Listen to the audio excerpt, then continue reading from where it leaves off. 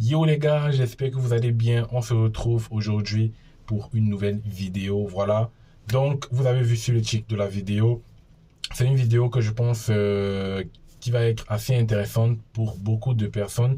Même si peut-être je fais la vidéo, on peut pas dire trop tard, mais il y a beaucoup de personnes qui n'ont pas encore passé d'entretien. Donc, j'espère que ça va les aider. J'espère que ceux qui ont déjà passé les entretiens, voilà, ils vont se retrouver un peu dans la situation. Voilà. Donc, ce que j'ai remarqué, c'est que il y a beaucoup d'étudiants qui, pendant leur cursus universitaire, ont eu des périodes où, par exemple, vous avez de mauvaises notes.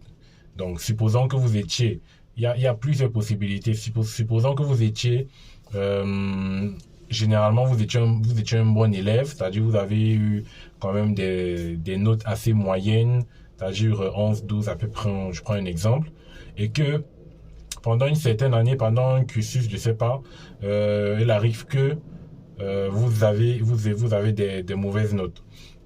Donc ça peut arriver à tout le monde, que pendant votre cursus scolaire, pendant un moment donné, vous avez de mauvaises notes. Voilà. Et il y a aussi des étudiants qui, voilà, un peu chaque année, ils ont des difficultés avec constamment des mauvaises notes. Et donc c'est ça le but de la vidéo. J'ai vu qu'il y a beaucoup d'étudiants qui cherchent comment justifier les notes pendant l'entretien Campus France. Donc c'est une question qui est assez intéressante et le conseiller Campus France ne le demande pas pour rien. Donc on va étudier cela, on va voir les différentes possibilités, voilà, que vous avez pour justifier cette question-là à l'entretien Campus France parce qu'elle est hyper importante pour voilà, pour l'avis qui sera émis juste à la fin de l'entretien. Voilà, donc les gars, je lance juste le générique et on se retrouve après.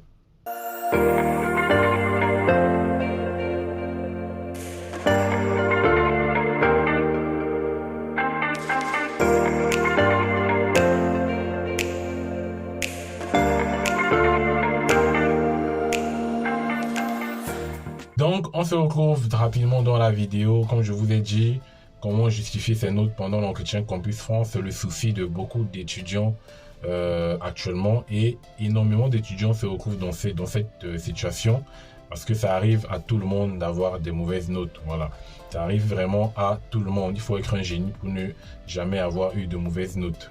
Voilà, donc, déjà, la première des choses à savoir lorsqu'on vous pose cette question, c'est que vous devrez être honnête. Vous devez être honnête, pourquoi? Parce que ça ne sert à rien de contourner la question. Lorsqu'on va vous poser, vous allez dire que c'est parce que ma tante était... Bon, c'est vrai, votre tante peut être malade, votre maman, ça vous a un peu perturbé, oui. Mais l'essentiel, c'est d'être honnête. Si vous dites ça, que par exemple, je m'occupais de ma mère qui était constamment malade et tout, c'est une raison assez valable lors de l'entretien.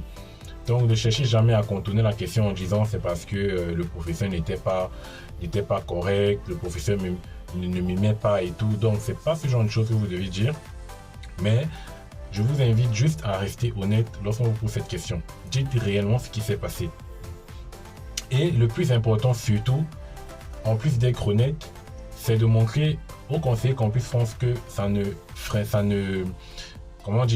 viendra pas freiner en fait votre projet professionnel. Le fait que vous avez eu de mauvaises notes, vous devez montrer au conseiller Campus France que ça ne freinera pas votre projet professionnel.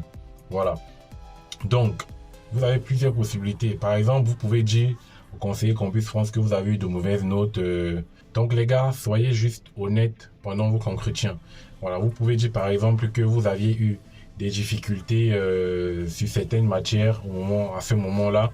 C'est une raison assez valable. C'est normal que vous ayez des difficultés sur une matière et que vous avez de mauvaises notes. C'est normal que dans le cursus de tout étudiant, il arrive qu'il ait des mauvaises notes. Même eux, les conseillers Campus France, quand ils faisaient leurs études, ils avaient déjà eu des mauvaises notes. Donc, le fait qu'on vous pose cette question, ce n'est pas en fait de vous reprocher le fait que vous avez eu de mauvaises notes, mais c'est juste le conseiller Campus France veut savoir si vous êtes vraiment quelqu'un de motivé et qui saura reprendre les choses en main.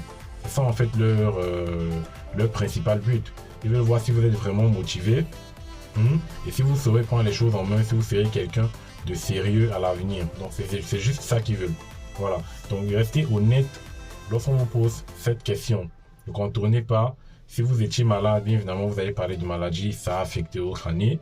Si vous avez eu des difficultés sur une matière, vous dites que vous avez eu des difficultés et tout. Si vous n'avez pas beaucoup, par exemple, vous n'avez pas révisé, vous leur dites que voilà, pendant cette année-là, je ne révisais pas beaucoup. Ça ne va pas impacter, ça ne va vraiment pas impacter l'entretien. C'est juste que vous êtes honnête, mais une fois que vous avez dit votre raison, vous n'allez pas rester là. Donc vous devez dire la raison effective et rebondir en leur disant que ça ne freinera pas votre projet professionnel et ça ne changera pas vos motivations qui est d'aller étudier, d'aller continuer vos études en France. Voilà. Donc vous devez leur montrer que malgré le fait que vous avez ces mauvaises notes, vous êtes motivé à continuer vos études en France et à prendre les choses au voilà, si on peut dire les choses au sérieux ou prendre les choses en main. Voilà. Donc c'est ça en fait le but. Donc lorsqu'on vous pose la question, voilà, je pouvais vous justifier vos mauvaises notes pendant telle année ou telle année, dites réellement ce qui s'est passé. Mais comme je vous ai dit, le plus important, c'est de dire que vous êtes quelqu'un de motivé et que ça ne freinera pas votre projet professionnel. Voilà, pour moi, lorsque vous faites ça, vous avez terminé et puis c'est bon. Voilà. Donc il n'y a pas, voilà, il n'y a pas besoin de réfléchir à cette question. Parce que je vois beaucoup de personnes qui posent, qui se demandent comment ils vont faire pour justifier effectivement cette question-là. Voilà. Voilà, donc c'était tout pour cette vidéo. J'espère que ça pourra aider certains d'entre vous. Et on se revoit la prochaine pour un nouveau numéro. Portez-vous bien et n'oubliez surtout pas de vous abonner et de laisser un pouce bleu. Allez, ciao les amis.